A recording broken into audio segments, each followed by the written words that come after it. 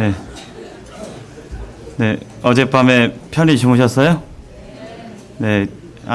온도가 4도에서 5도 정도 내려가서 어젯밤에는 아마 열대야나 이런 거 없이 이렇게 주무셨으리라 이렇게 생각이 듭니다. 여름이 가고 있습니다. 한참 더울 때는 아이고 더워 언제 이게 가나 하는데 또 잠시 잠깐 오면 아이고 추워 이런 소리가 나오고, 예, 그러죠. 근데 잠시 잠깐 오면 우리 주님께서 오시고 또 주님께서 더디 오실다 할지라도 우리의 삶이 살같이 빠르게 지나감을 보면서 우리의 진짜 고향, 우리의 진짜 이 본향, 그곳에서는 추위도 없고 열대야도 없고 또 뭐 에어컨을 설치해야 되고 난방을 설치하고 이런 것이 필요가 없는 그 나라, 또 나이가 이렇게 들어가시면 어디 몸도 아프시고 또 몸과 마음도 아프고 그러한데 그러한 것이 없는 우리 주님 계신 그 본향을 생각할 때 이렇게 위로가 되고 또 소망 가운데 감사할 수 있었음을 생각합니다. 이 사진은 이 사진 그 컨테스트에 뽑힌 사진은 아닙니다. 근데 제가 그냥 자연스럽게 찍었는데요. 오히려 저는 이 사진이 더 마음에 드는 것 같아요. 보면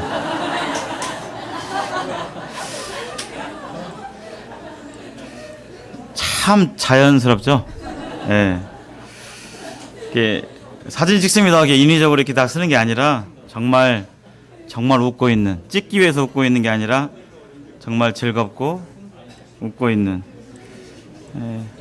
가식이나 억지가 없는 그런 웃음. 뭐 때문에 지금 웃는지는 제가 잘 모르겠습니다. 이쪽에 지금 여기를 다 쳐다보고 있어서 아마 이쪽에서 뭔 일이 일어났던 것 같은데, 네, 한 분도 빠짐없이 웃고 계셔서 하여튼 볼 때마다 흐뭇하고 저도 이렇게 절로 이거 보고 있으면 웃음이 나오고 이렇게 그런 것 같습니다.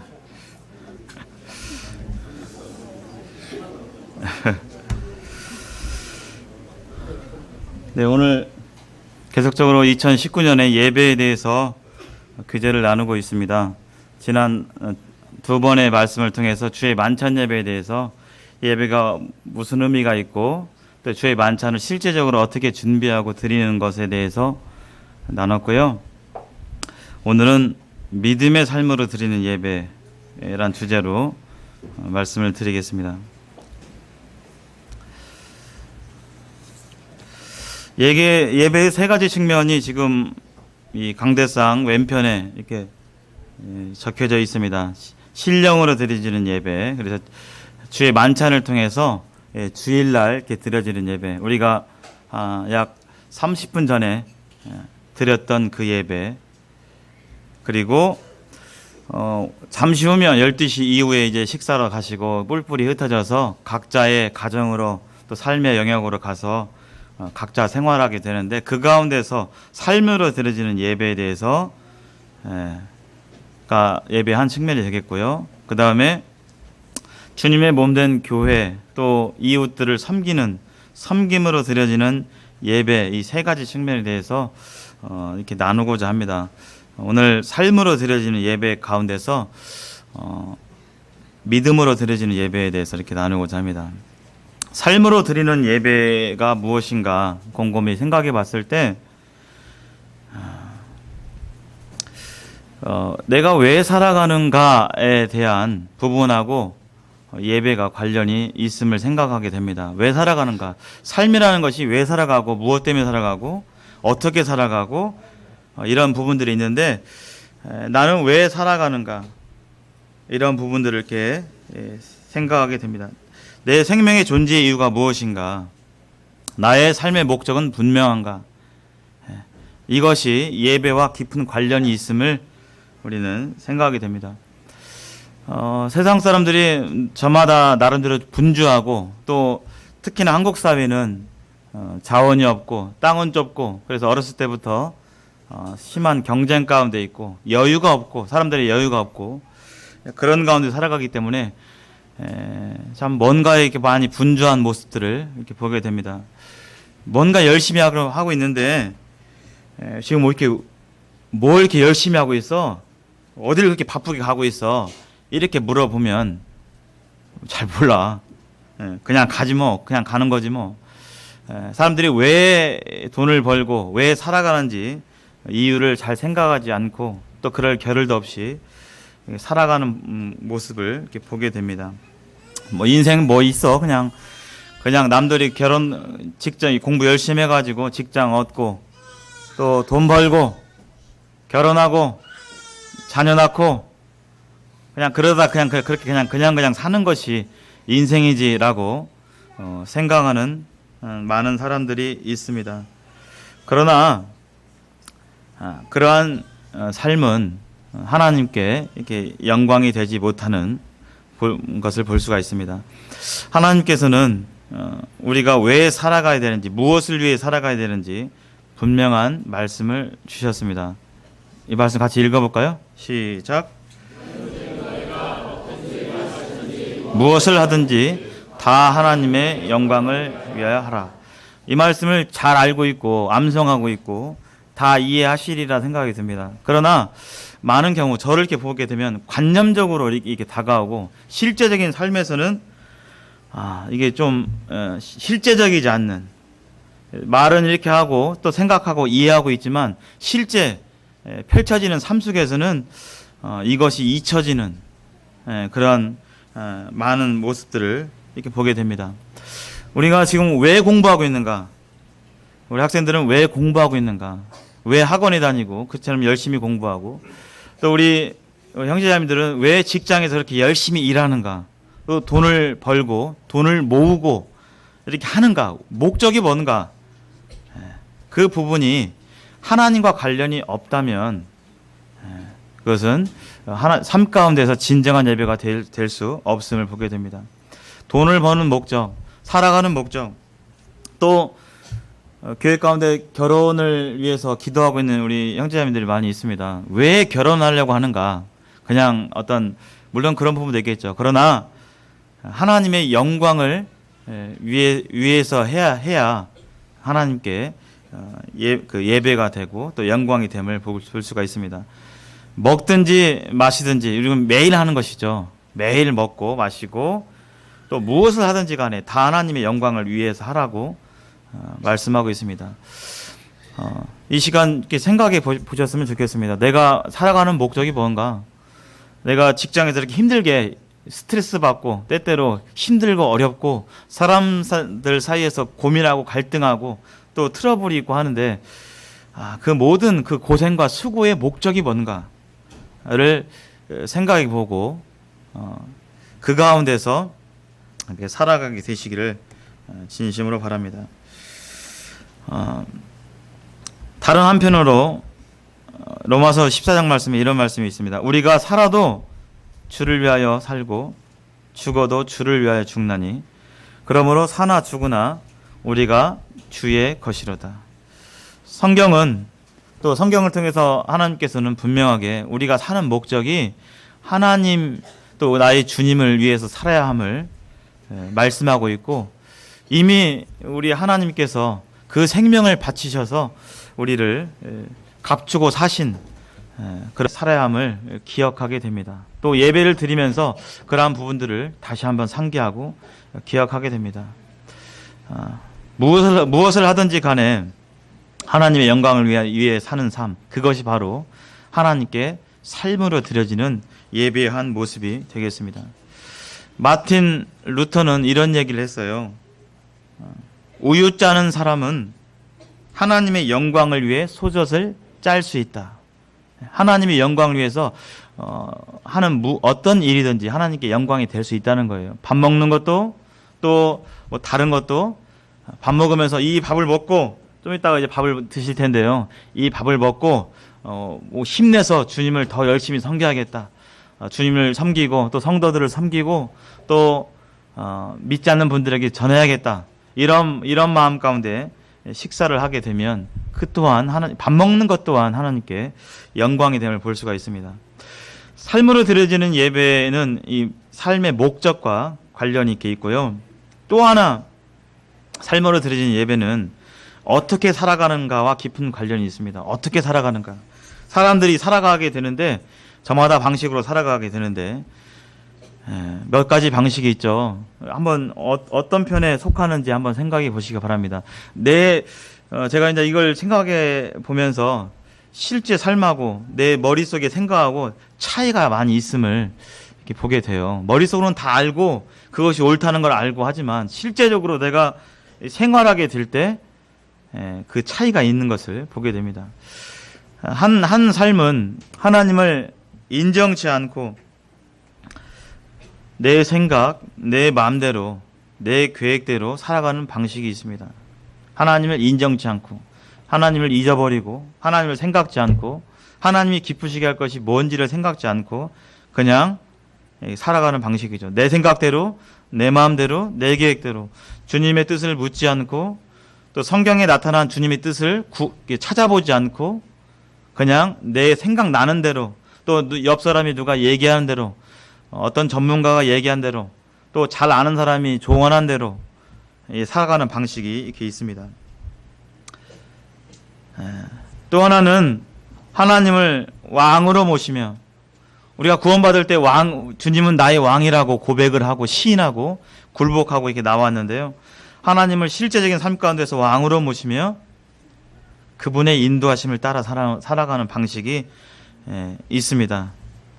다시 말해서 내 삶의 주권, 이렇게도 하고 저렇게도 하고 결정하고 이걸 해 마라, 여기를 가 안 가, 이것을 사 안 사, 이런 모든 주권을 주님께 드리고 결제자가 주님이죠.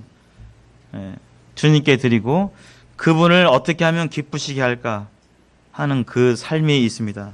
어떠한 유형에 속하시는지 우리는 이렇게 생각해 볼 필요가 있습니다.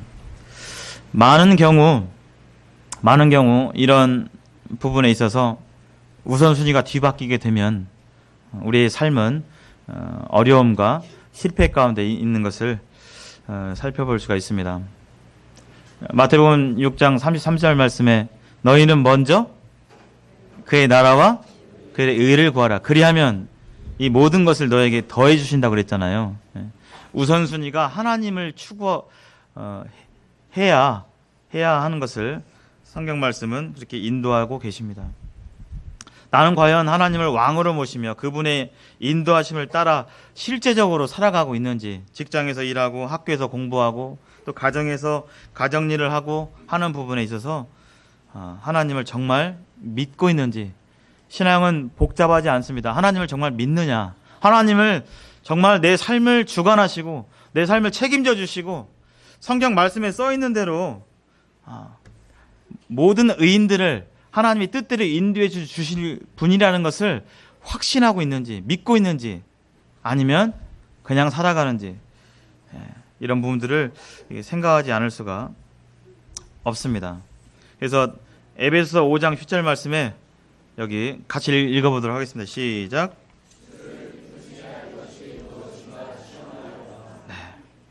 하나님께 삶으로 드려지는 예배의 방법은 주님을 기쁘시게 할 것이 무엇인지 시험해봐라, 생각해봐라, 찾아봐라, 그러한 뜻입니다. 생각해보라는 거예요. 주님께서 뭘 기뻐하시지? 우리가 어떤 사람들에게 선물을 주거나 하게 될 때 생각하잖아요. 뭘 좋아하는지. 식사 대접 한번 하고 싶은데 뭘 좋아하는지. 그 채소 막 싫어하고 막 그러는데 막 무슨 그런 데를 간다든지 아니잖아요. 이렇게 찾아봐야 되잖아요. 고기를 좋아하면 뭔 고기를 좋아하는지. 질색인데 그 아니잖아요. 그래서 생각해 봐야 됩니다. 하나님께서 무엇을 기뻐하시고 하실지 우리는 늘 생각을 해야 되고 또 그것을 말씀 안에서 매일매일 큐티하고 하는 말씀 가운데서 우리는 그것을 구하고 묻고 응답을 받을 수 있습니다. 그래서 주님을 기쁘시게 하는 것, 그것이 다른 말로 예배죠. 우리가 양육부에서 배웠잖아요. 예배라고 하는데요.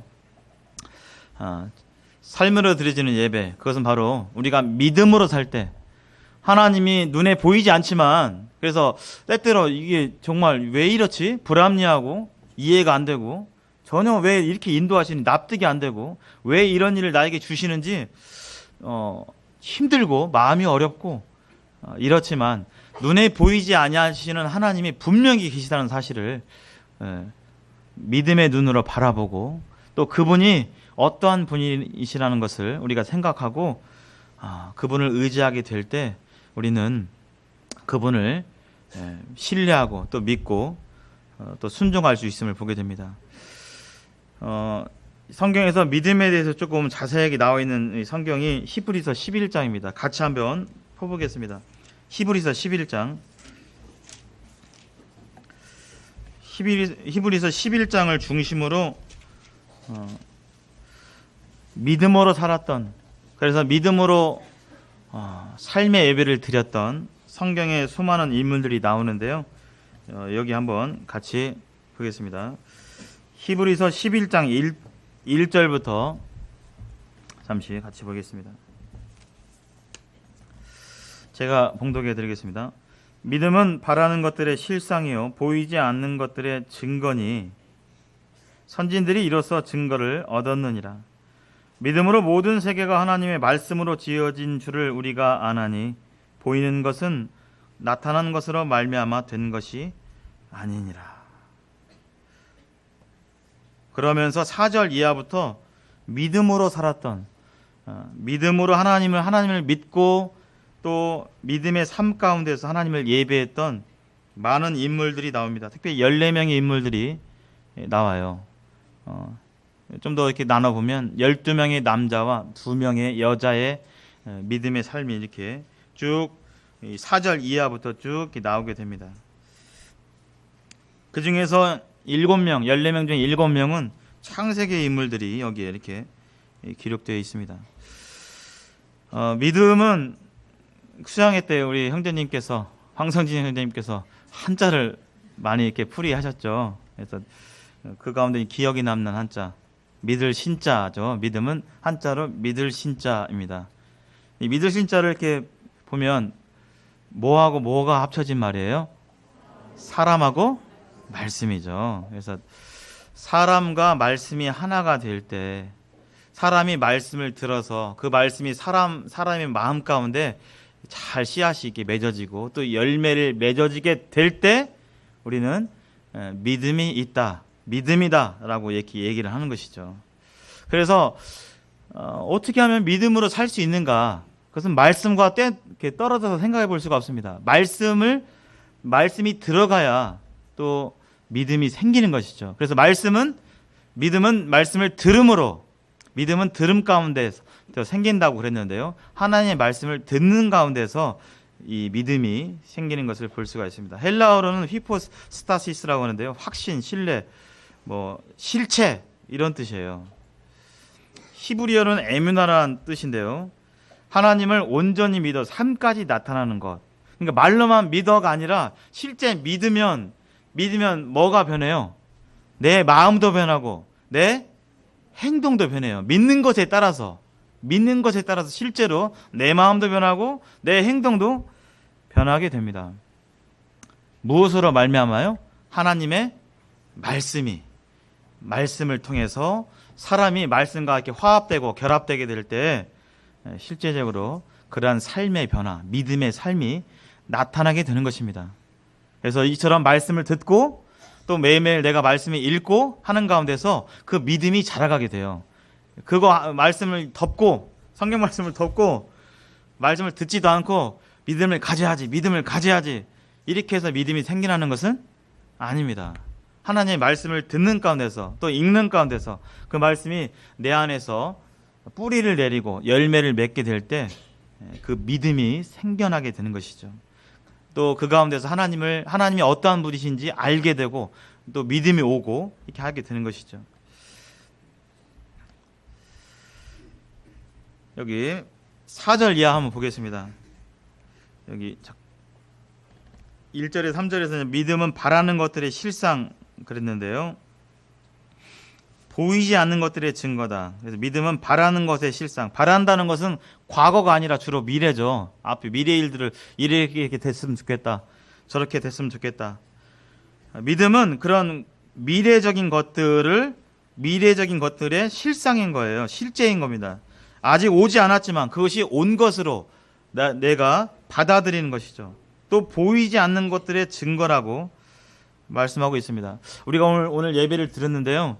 하나님도 보이지 않고 또 우리를 구속하신 그 은혜에 대해서, 구원의 그 은혜에 대해서 감사를 했는데 실제로 우리의 구원이 눈에 보이는 것이 아니죠. 또 아직 우리를 구속하신 천국에 우리가 아직 들어가지 않았습니다.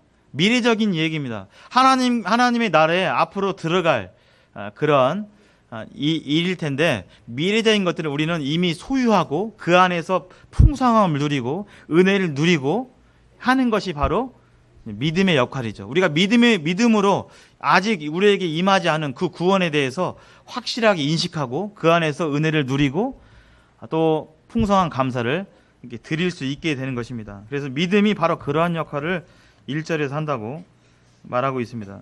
이 11장 1절은 믿음의 뜻 또는 정의라기보다는 믿음의 역할을 나타낸다고 볼 수가 있습니다.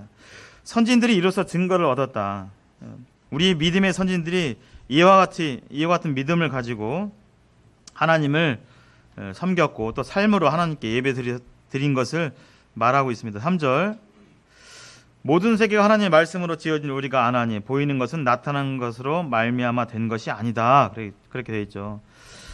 천지창조가 될 때 우리는 그 가운데 어느 누구도 있지 않았습니다. 오직 하나님만 계셨는데요. 우리가 그것을 하나님을 믿음으로 그것을 알고 또 우리에게 보여지는 것들은 나타난 것으로 말미암아 된 것이 아니라고 말씀하고 있습니다. 이 보이는 것들이 나타난 것들은 보여지는 것이죠. 이곳으로 된 것이 아니래요. 보이는 것으로 이렇게 만들어진 것이 아니라고 말씀하고 있습니다. 무슨 뜻이냐면 보이지 않는 그것으로 이 보이는 세상이 만들어졌다는 것을 3절에서 얘기하고 있습니다. 우리는 안 봤지만 믿음의 눈으로 그것을 보고 또 그 안에서 누리고 감사하고 또 우리의 믿음의 실체를 가지고 있는 것이죠. 자, 4절에 보시면 이러한 믿음을 가진 눈에 안 보이지만 보이지 않는 하나님을 전적으로 신뢰하고 믿을 뿐만 아니라 순종했던 그 믿음의 선진들이 쭉 이렇게 나오게 됩니다. 그래서 이 4절부터 7절까지는 홍수 이전의 사람들이에요. 홍수 이전의 사람들. 4절 한번 보시겠습니다. 믿음으로 아벨은 가인보다 더 나은 제사를 하나님께 드림으로 의로운 자라 하시는 증거를 얻었으니 하나님이 그 예물에 대하여 증언하심이라. 그가 죽었으나 그 믿음으로서는 지금도 말하느니라. 여기 우리 잘 아시는 바와 같이 아벨은 아담과 하와의 자녀이었습니다.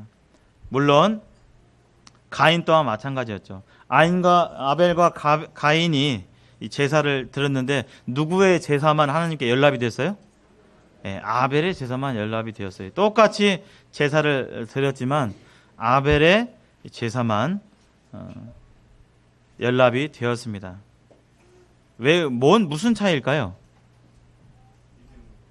네, 여기 지금 믿음으로 아벨은 더 나은 제사를 드렸다고 되어 있죠. 실제적으로 아벨의 제사와 가인의 제사의 차이점은 제물에 있었습니다. 제물. 이 아담과 하와가 범죄한 이후에 하나님께서 무고한 생명을, 무고한 동물을 죽여서 그 가죽옷으로 아담과 하와를 입히셨는데 그러한 죄인들은 이 희생의 제물 없이는 하나님께 나아갈 수 없다는 그러한 하나님의 실제적인 가르침을 이 아담과 하와는 그 자녀인 가인과 아벨에게 가르치고 또 여자의 후손에 대해서 이렇게 가르쳤을 것입니다. 똑같이 하나님의 말씀을 들었지만 아벨과 가인은 각기 다른 제사를 드렸죠. 가인은 땅의 소산으로 드렸고 아벨은 희생 제물을 양의 첫 새끼와 그 기름으로 희생제물을 드렸는데 이 희생제물을 드린 이유는 믿는 바가 달랐기 때문에 그렇습니다. 예. 아담과 하와의 그 하나님의 그 가르침, 하나님의 그 희생제물 없이는 나아갈 수 없다는 그 가르침에 대해서 아벨은 분명하게 믿었고, 믿었기 때문에 이 희생제물을 가지고 하나님께 드렸고요. 하나님께서는 단순하게 그 마음을 안 보고 그냥 제물을 가져왔구나, 어린 양을 가져왔구나, 그것이 아니라 그 믿음 가운데 드려진 희생제물의 이 제사를 하나님께서 받으셨다고 말씀하고 있습니다. 그래서 여기 믿음으로 증거를 얻었다고 이렇게 말하고 있습니다. 6절에 보시면 나오겠지만 믿음이 없이는 하나님을 기쁘시게 하지 못한다고 되어 있습니다. 하나님께 나아가는 자는 반드시 그가 계신 것과 또한 그가 자기를 찾는 자에게 상 주시는 이심을 믿어야 한다고 말씀하고 있습니다. 믿음이 없이는 우리가 삶 가운데서 하나님에 대한 믿음 없이는 삶 가운데 하나님께 삶의 예배를 드리기가 어렵다는 뜻입니다. 5절 한번 보실까요?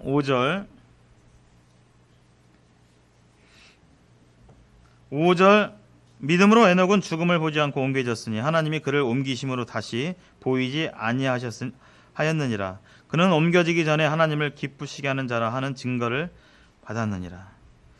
에녹에 대한 기록은 성경에 자세히 있지 않지만 에녹도 믿음으로 하나님께 살았다고 분명하게 여기 말씀하고 있습니다. 에녹은 몇 살까지 살았죠? 365살이 나왔죠. 5살까지 살았는데 65살에 누구를 낳아요?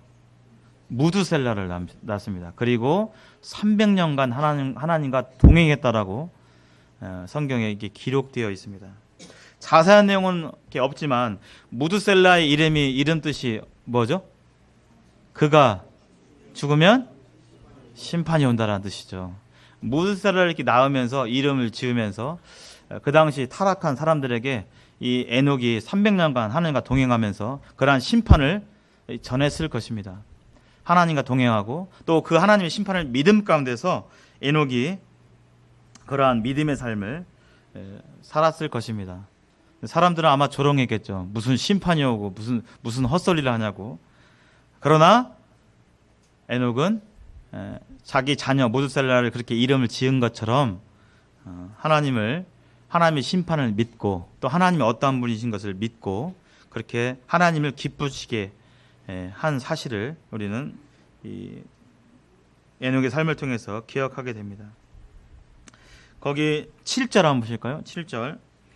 믿음으로 노아는 아직 보이지 않는 일에 경고하심을 받아 경외함으로 방주를 준비하여 그 집을 구원하였으니 이로 말미암아 세상을 정죄하고 믿음을 따르는 의의 상속자가 되었느니라. 이 노아가 나오죠.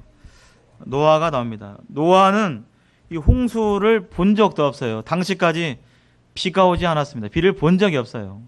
근데 어느 날 하나님께서 죄로 관영한 이 세상을 비를 내려서 물로 심판하신다는 이 하나님의 말씀을 듣게 될 때 이성적으로 합리적으로 믿을 만한 것이 아니었어요. 비를 본 적도 없고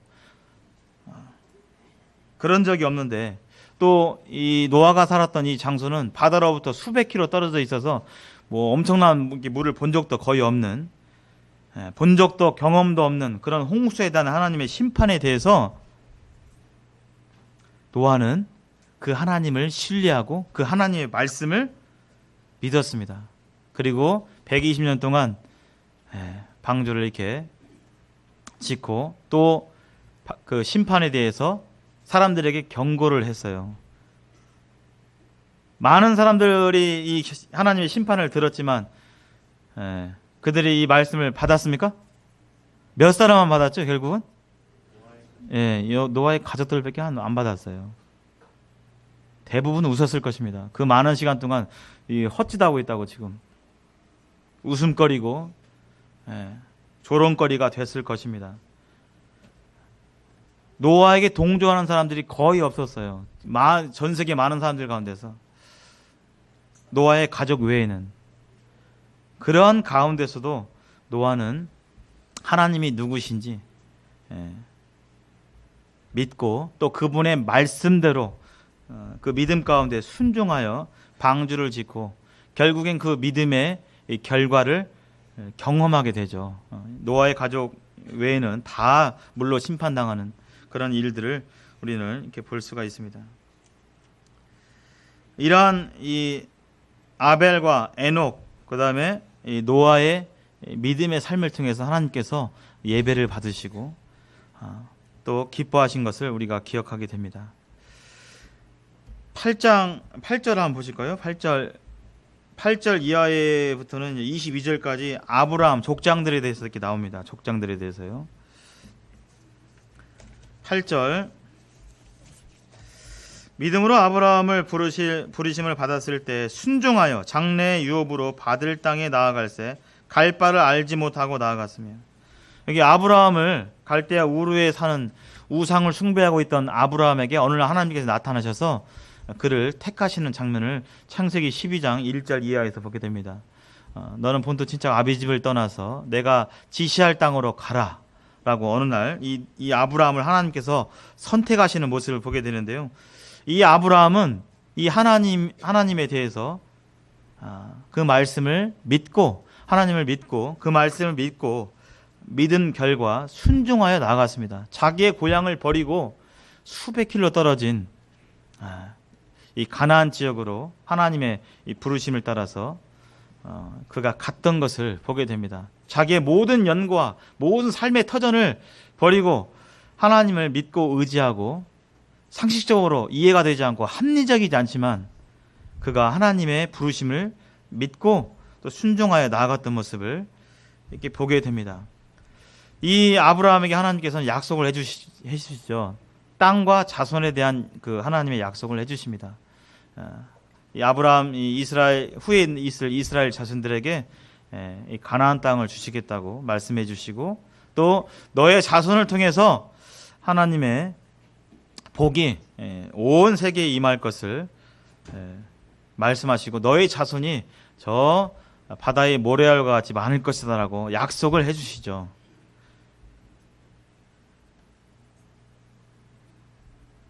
구절 한번 보실까요? 9절. 믿음으로 그가 이방의 땅에 있는 것 같이 약속의 땅에 거류하여 동일한 약속을 유업으로 함께 받은 이삭 및 야곱과 더불어 장막에 거하였으니 이는 그가 하나님이 계획하시고 지으실 터가 있는 성을 바랐음이라 그랬죠.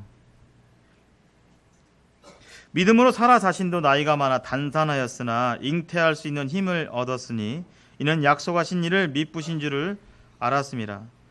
이러므로 죽은 자와 같은 한 사람으로 말미암아 하늘의 허다한 별과 또 해변의 무수한 모래와 같이 많은 후손이 생육하였느니라. 하나님께서 이 아브라함에게 약속해 주셨어요. 비록 너에게 많은 자손을 주겠다라는 그 약속을 여기 성취를 보지는 못했습니다. 13절 한번 보실까요? 이 사람들은 다 믿음을 따라 죽었으며 약속을 받지 못하였으되 그것들을 멀리서 보고 환영하며 또 땅에서는 외국인과 나그네임을 증언하였으니, 이 사람들, 이 아브라함과 이삭 이 후손들은 믿음을 따라 죽었고 약속을 받지 못했다라고 했는데 좀 오해가 있을 만한 구절이죠. 약속을 받지 못했다는 것은 다른 번역본을 이렇게 보면요, 약속하신 것에 대한 성취를 그가 보지는 못했어요. 즉 너의 자손이 바다의 모래알과 같이 많을 것이라는 그 하나님의 약속을 아브라함이 살아있을 때에는 그것을 성취를 보지는 못했어요. 죽을 때까지 뭐 이렇게 바다의 모래알처럼 많지는 않았잖아요. 그러한 의미가 됩니다. 13절에서는. 그러나 아브라함이 죽을 때까지 그 믿음을 잃지 않았습니다. 여기 9절에 함께 받은 이삭 및 야곱과 더불어 장막에 거했다 이렇게 되어 있는데요. 함께 받은 이삭과 야곱 장막에 거했다. 아브라함과 이삭과 야곱이 함께 살았을까요? 동시대요? 네, 동시대에 살았습니다. 아브라함이 이삭을 몇 세에 낳죠? 100세에 낳죠. 100세에 낳았습니다. 그리고 이삭이 몇 세에 결혼해요? 40살에 결혼하죠. 그럼 이삭이 결혼할 때가 아브라함이 140살. 근데 결혼하고 바로 아기가 생겼나요?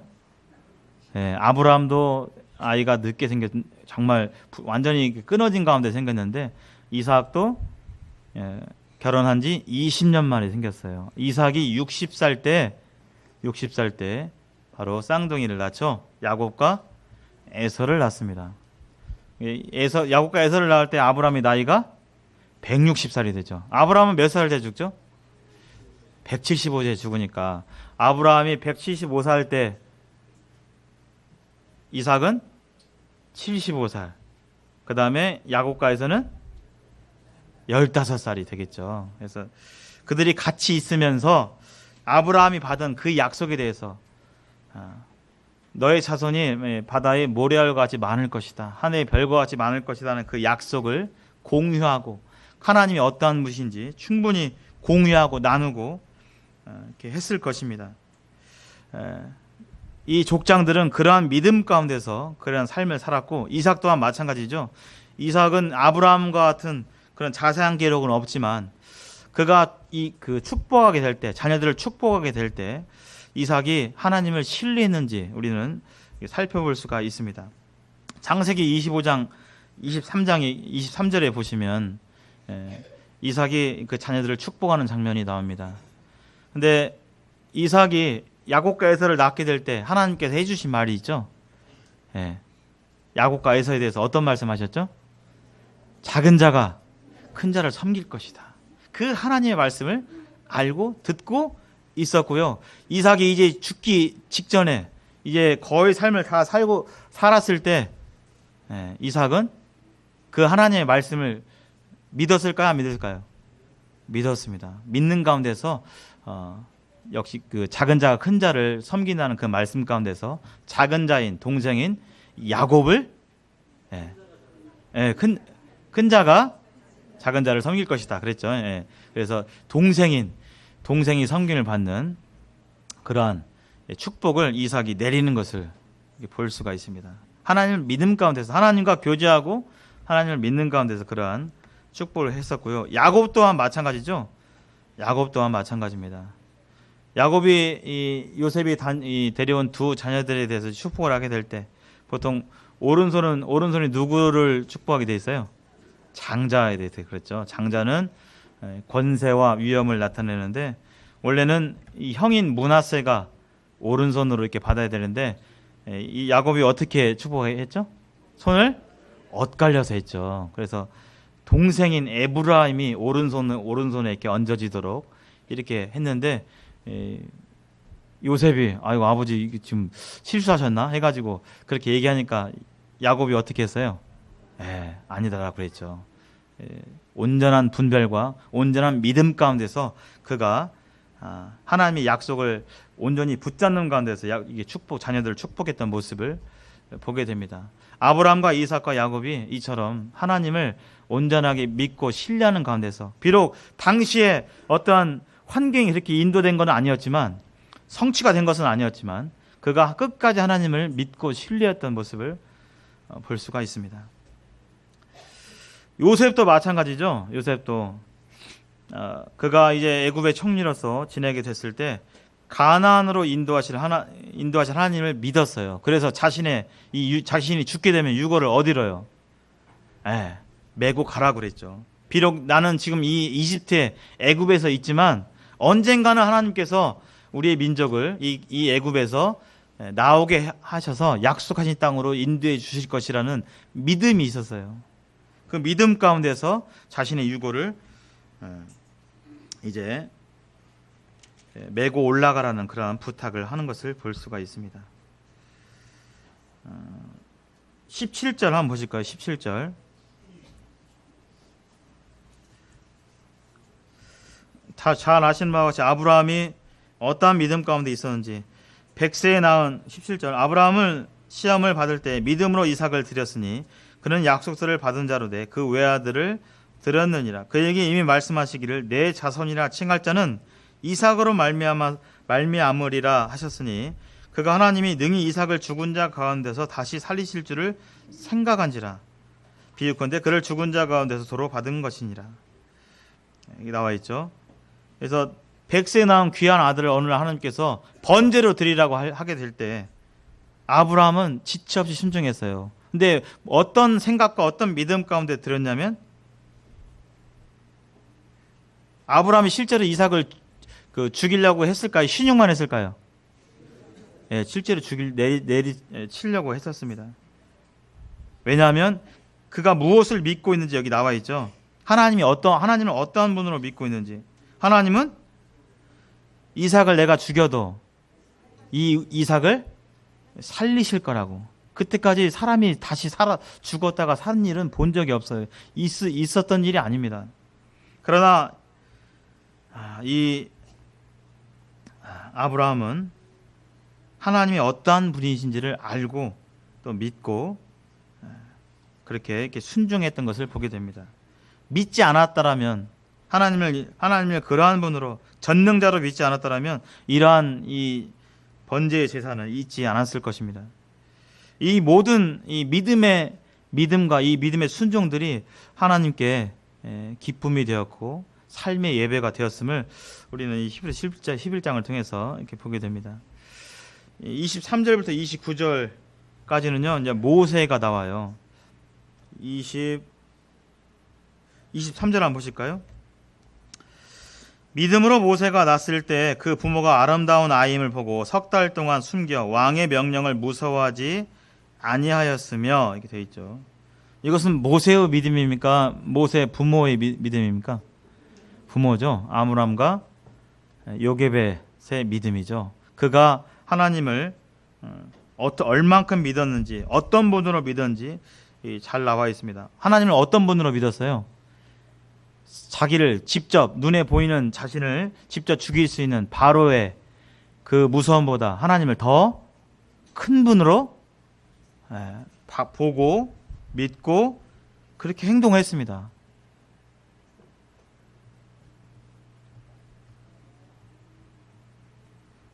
그래서 우리는 눈에 보이는 어떤 것들보다 하나님을 더 두려워하는 그런 마음이 우리에게는 필요합니다. 그래서 23절에 보면 부모는 하나님의 특별한 사역과 인도를 믿었어요. 하나님의 인도를 믿었습니다. 그리고 그 믿음에 따라 태어난 이 모세에 대해서 이제 24절 이하에서 쭉 나와 있는데요. 모세는 애굽의 궁궐에서 바로의 공주의 아들의 칭함을 거절했다고 24절에서 말하고 있고요. 잠깐의 즐거움보다 잠깐의 고난을 택했습니다. 왜 택했을까요? 이 즐거움은 잠깐일 것입니다. 그리고 고난도 잠시 잠깐이에요. 여기 잠깐의 즐거움이지만 영원한 고통이 있을 것이고, 또 우리는 잠깐의 고난이지만 영원한 즐거움이 우리에게 있을 것을 하나님께서 약속해 주셨기 때문에 모세는 이 잠깐의 즐거움보다 이 잠깐의 고난을 택했습니다. 우리 가운데 어렵고 또 힘들고 또 남에게 말 못할 그런 여러 형편 가운데 있는 분들이 계셔요. 몸도 아프고 또 어떤 환경도 그렇고, 그러나 하나님께서 약속해 주신 것은 그 고난과 어려움이 잠시 잠깐일 것입니다. 영원하지 않다는 것입니다. 하나님이 그처럼 이렇게 약속해 주셨습니다. 그러한 하나님을 믿음 가운데서 이 모세는 애굽의 궁궐의 그 화려함보다는 백성들과 이스라엘 자기 동족들과 함께 하나님을 섬기는 잠깐의 고난에 참여하는 것을 그가 선택을 했습니다. 26절에 보면 그리스도를 위하여 받는 수모를 애굽의 모든 모아보다 더 큰 제물로 여겼다라고 이렇게 여기 표현되어 있습니다. 모세가 희미하지만 메시아를 바라보고 성경에서 창세기 이후부터 이렇게 말씀하신 여자의 후손 메시아를 통해서 모든 이 어그러진 세상과 죄의 권세를 깨뜨리시고 하나님과 화목하게 하실 그 메시아를 바라보고 기대했다는 사실을 26절을 통해서 이렇게 알 수가 있고요. 27절에 그가 사람의 왕을 무서워하지 아니하고 보이지 않는 하나님을 더 경외했다는 사실을 27절을 통해서 알 수가 있고, 28절에서는 유월절에 대해서 어린 양의 피를 임방과 문설주에 바르게 될 때 하나님의 그 재앙이 넘어간다는 이 유월절을 어린 양의 피를 힘입어 은혜를 얻는 이 유월절에 대해서 그가 하나님 말씀을 믿었고 실제로 어린 양을 잡아서 피를 발랐던 이 이스라엘 백성들의 모습을 이렇게 보면서 이런 이 하나님의 말씀을 신뢰하고 믿고 그 하나님을 믿고 신뢰하는 그것을 통해서 하나님께서 예배를 받으시는 모습을 우리는 이렇게 볼 수가 있습니다. 더불어서 29절에 쫓아오는 이 애굽의 병사들을 뒤로 하고 홍해 바다가 그 앞을 가로막고 있게 될 때 그들은 믿음으로 홍해를 육지같이 건넜으나 애굽 사람들은 이것을 시험하다가 빠져 죽었다라고 말씀하고 있습니다. 창세기 14장 그 출애굽기에 보면 이때 이제 모세가 한 말이 있죠. 뭐라고 하죠? 백성들이 호들갑 떨고 막 어떻게 하니까 모세가 뭐라고 했죠? 너희들은 가만히 있어서 여호와께서 하시는 일을 보라라고 돼 있죠. 그가 그러한 정말 사면초가의 위기 가운데서 하나님의 말씀과 또 하나님의 어떠하심을 하나님께서 예배를 받으시는 모습을 볼 수가 있습니다. 30절부터 32절까지는 라합과 여리고성이 나와요. 이 여호수아 6장인데요. 여리고성은 알다시피 난공불락의 요새입니다. 그러나 하나님의 말씀은 상식과 이성의 어떤 이치에 맞지 않게 뭐라고 하셨어요? 여리고성을 돌라고 하셨죠.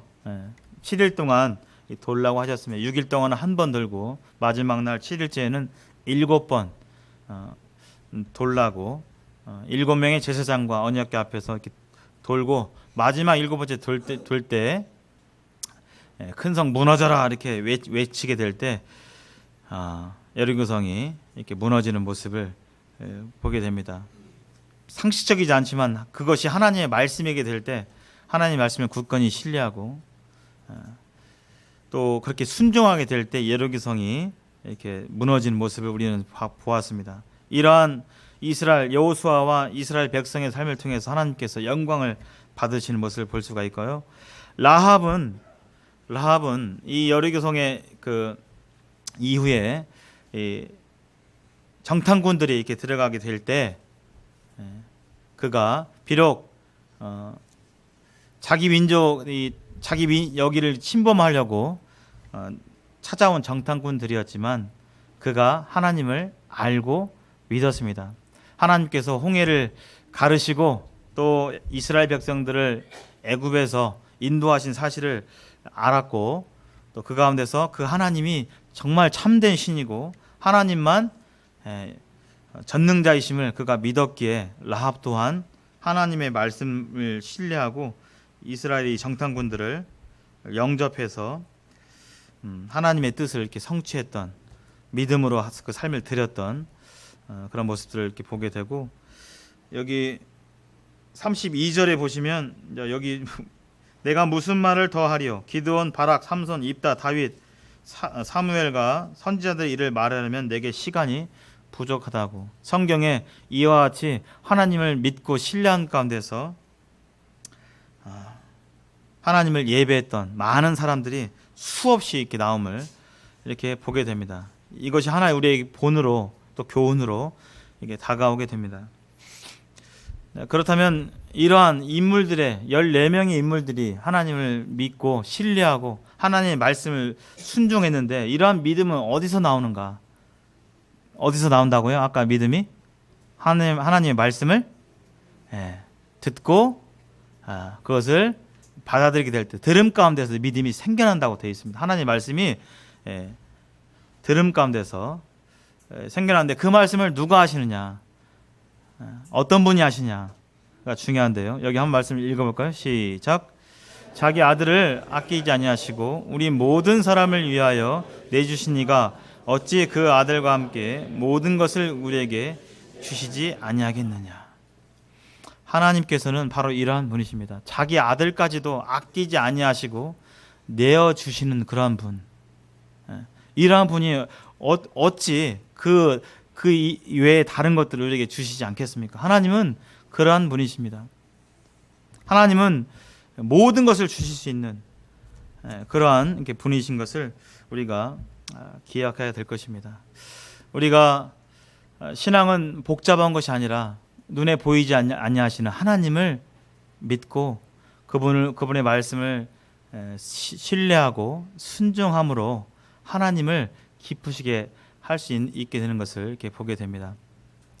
이 시간 히브리서 11장 이하 14명의 이 산들을 통해서 그들의 열악한 환경이고 또 상식적인 환경이 아니었고 그랬지만 하나님이 말씀하셨고 또 그 하나님이 어떠한 분이신가를 우리가 끝까지 신뢰하게 될 때 그 믿음 가운데서 우리는 순종할 수 있고 그 순종의 삶이 하나님께 예배가 되는 연락되는 그러한 예배의 삶이 되는 것을 우리가 이렇게 기억하게 되면서 저와 여러분들 모두 여기 아까 14명의 사람들이 다 완벽하게 하나님을 항상 믿었던 것은 아닙니다. 실수가 있었고 실패가 있었고 그러나 끝까지 하나님을 신뢰하고 온전하게 그분을 의지했던 모습을 볼 수가 있습니다. 저와 여러분이 그러한 마음 가운데서 잠시 후에 이제 물풀이 흩어지게 될 텐데요. 가정에서 또 내일부터 시작되는 직장 또 학교 또 여러 가정에서 하나님을 신뢰하고 그분의 말씀을 귀 기울이고 순종하는 우리 모두가 되었으면 좋겠습니다. 감사합니다.